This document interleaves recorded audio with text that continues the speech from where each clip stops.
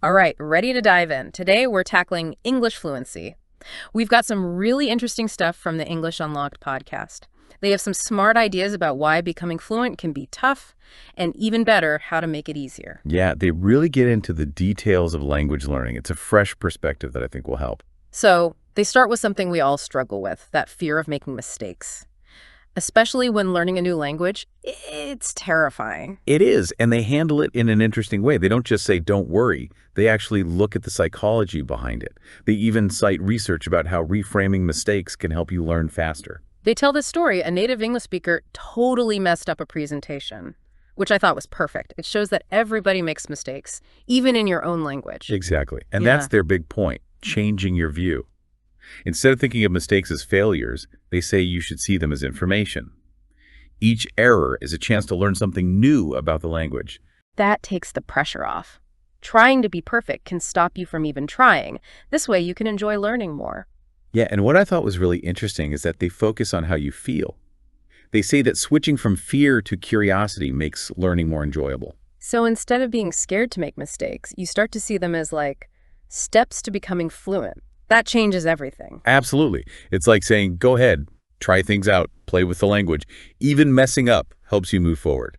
Okay, so we've dealt with the fear, but then we run into a lack of confidence. You know, that feeling of, I'll never sound like a native speaker, so why bother? Right, and English Unlocked confronts this directly. They argue that being fluent isn't about having a perfect accent, like you're on the news.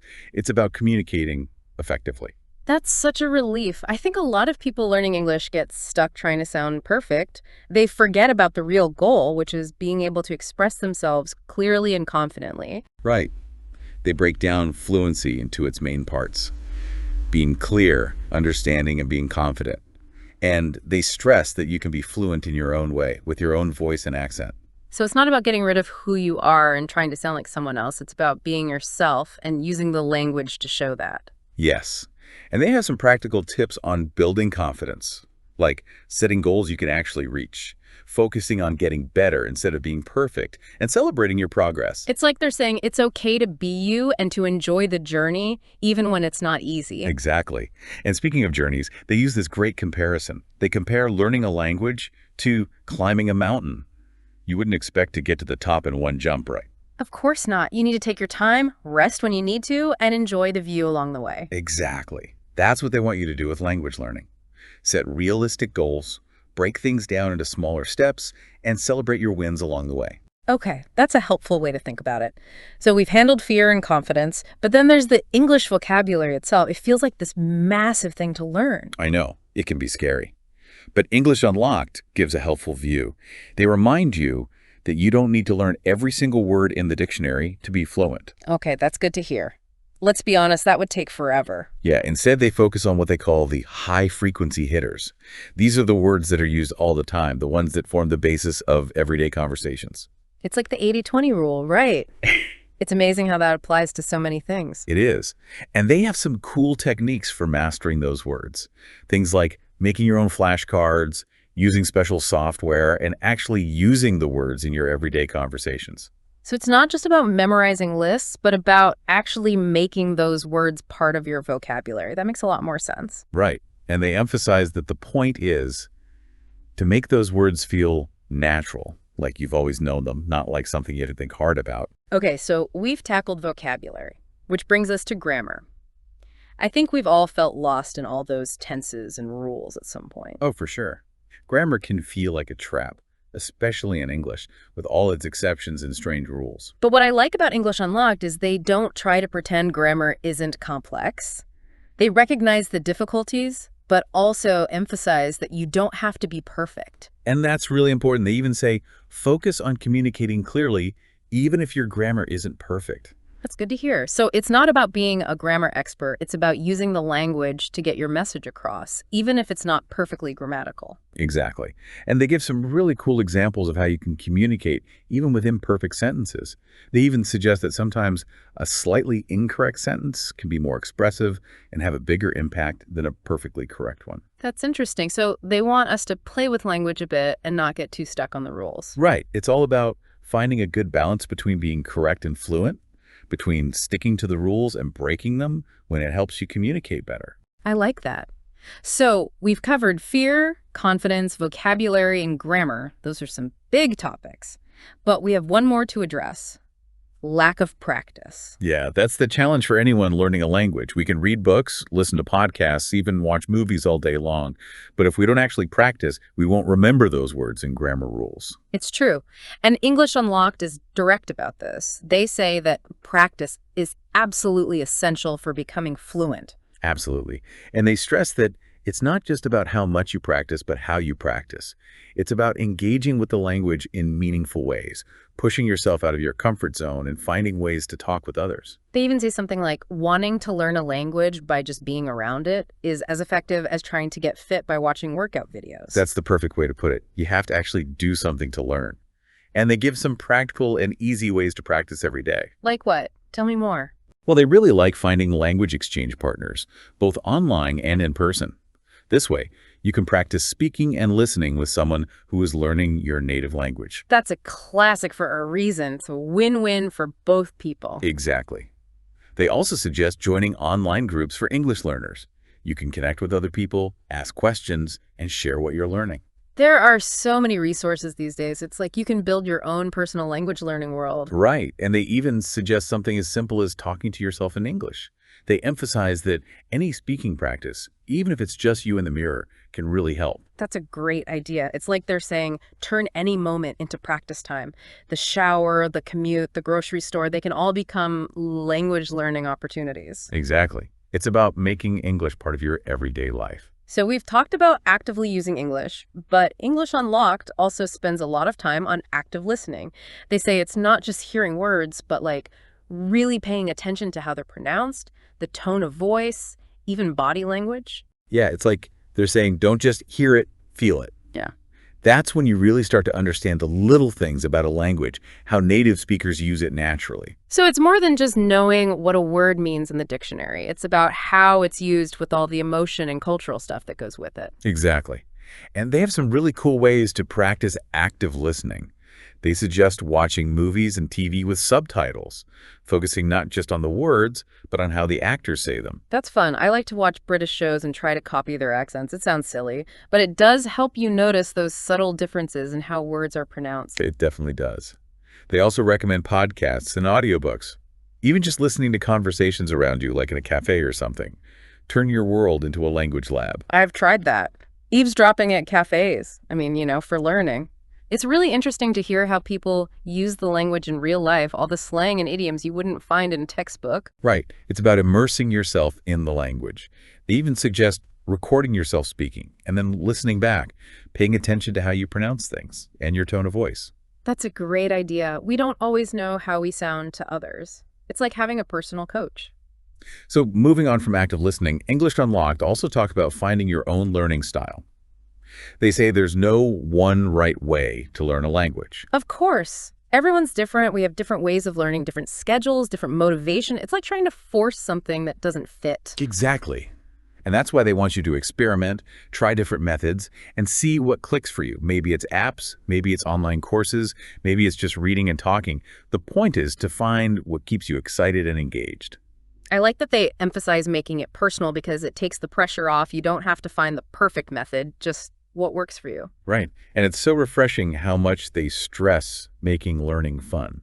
They say that when you enjoy it, you're more likely to keep going. That's definitely true. It's like anything. If you hate it, you'll find any excuse to avoid it. But if you like it, you'll make time for it.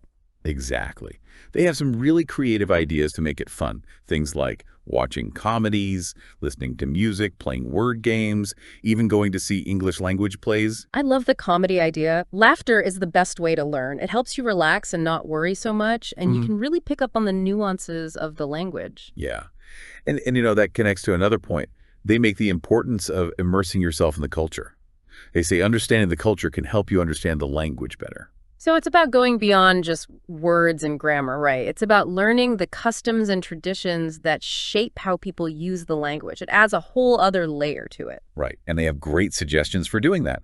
Things like reading English literature, watching documentaries about English-speaking countries, listening to English music, even talking with native speakers online or in person. It becomes more than just learning a language then. You start to learn about different ways of seeing the world. Exactly. Learning a language can feel lonely, but English Unlocked really emphasizes finding other learners to support you. Oh, absolutely. Sharing your journey, the ups and downs, with others who understand can be so motivating. It is. And they have ideas like joining online forums or groups on social media, going to language exchange events, or even starting a study group with friends. It's like having your own personal cheer squad. You can celebrate each other's wins, support each other when things are tough, and learn from each other's experiences. Right. Having that community can make a big difference when you hit those inevitable roadblocks. It reminds you you're not alone, that everyone goes through those challenges. It's all part of the process. I love that they say it's a journey, not a race. It's easy to compare yourself to others, but in the end, it's about your own progress, your own wins, and enjoying the process. Speaking of enjoying the process, they have a really interesting point about mindset. They say it's not just about the grammar and words, but about having the right attitude. They're big on being positive, right? Believing in yourself, seeing challenges as chances to grow, and not giving up when things get tough. They are. And they say it's important to have realistic goals. Don't try to do too much too fast. Remember, fluency is a marathon, not a sprint. I like that. It's about pacing yourself, celebrating small wins, and gradually getting better over time. Right. They suggest breaking your goals down into smaller pieces. Maybe you focus on one grammar point, or learn new words about a topic you're interested in, or just aim to have one conversation in English each day. It's like they're saying, don't try to do everything at once. Start small and build up from there. Exactly. That's helpful advice, especially if you're feeling overwhelmed. It's about setting yourself up for success with goals that challenge you but are still achievable. I think it's also important to say that learning a language isn't always easy. There will be times when you feel frustrated, confused, maybe even a bit unsure of yourself. Of course. And that's where the English Unlocked approach is so good.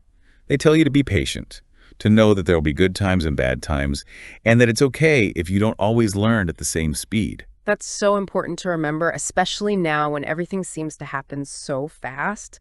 Language learning takes time, effort, and consistency. It does. And they say that comparing yourself to others can make things worse. Everyone learns differently. The important thing is to focus on your own path, your own wins, and enjoying the process. Exactly.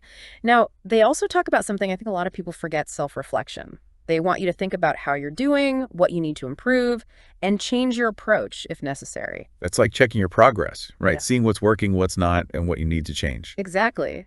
They suggest things like keeping a journal. You can write about your progress, the challenges you face, what helps you learn, and what might be holding you back. That's like having a personal language coach in your journal. And they also encourage you to ask others for feedback, like your language partner, teacher, or even native speakers. It can be scary to ask for feedback, but it's so helpful, right? It helps you see what you might be missing, those little mistakes you don't realize you're making, and get advice on how to get better. Absolutely. And they remind you that even people who speak English fluently are always learning and getting better. It's a lifelong process. Okay, so we've talked about realistic goals, self-reflection, finding a community, but English Unlocked also makes this interesting point: taking care of yourself while learning a language. I think that's something we don't talk about enough. Learning a language can be hard work, mentally and emotionally. You're always pushing yourself, learning new things. It's like a workout for your brain. Exactly. And just like with any workout, you need to rest, recover, and take care of yourself. Right. And they give some useful tips for self-care. Make sure you're sleeping enough, eating healthy, and doing things that make you happy and relaxed. Because, let's face it, if you're tired or stressed, it's going to be much harder to focus on grammar rules or new words. Absolutely. They also suggest things like mindfulness, like meditation or deep breathing exercises. I do those. Even a few minutes of focused breathing can really help you clear your mind, de-stress, and focus better. It can.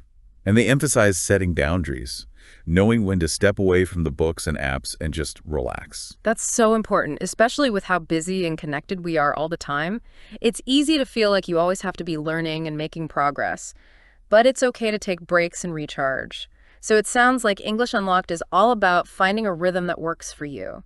They seem to get that there's no one right way to learn and that different things work for different people. Yeah, definitely. They have a whole section where they debunk this idea of the perfect language learner, the person who picks up everything so easily. Oh, I know exactly what you mean. The one who says they learn just by watching movies and listening to music. Yeah. Right? Exactly. English Unlocked tells you to ignore that and just focus on what works for you. Maybe it's an hour every morning or little 15-minute chunks throughout the day. The important thing is to find a pace that feels good and that you can keep up.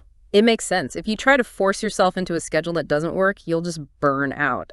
And talking about making things fit, one of the things I really liked was how they talked about how everything in language learning is connected. They say it's not just about learning separate skills, but about how those skills work together. So it's like a puzzle. Each piece, listening, speaking, reading, writing, they all fit together to make you fluent.